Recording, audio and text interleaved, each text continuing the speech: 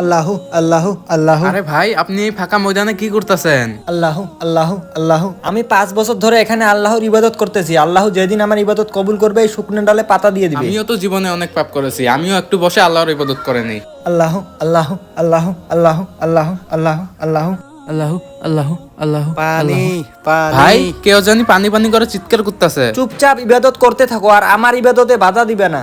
আল্লাহু আল্লাহু আল্লাহু আল্লাহু। ভাই, এই নাও পানি খাও। পানি।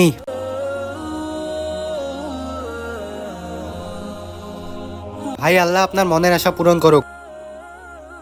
হ্যাঁ, এ আল্লাহ, তোমার লাখ লাখ শুকরিয়া, আমার শুকনো ডালে পাতা গুজাইছে। ভাই ভাই দেখ, আমার শুকনো ডালে পাতা গুজাইছে। ভাই, আমি এখানে এত বছর ধরে ইবাদত করতেছি, আল্লাহ আমার ডালে পাতা দিল না আর তোমার ডালে পাতা দিয়ে দিল।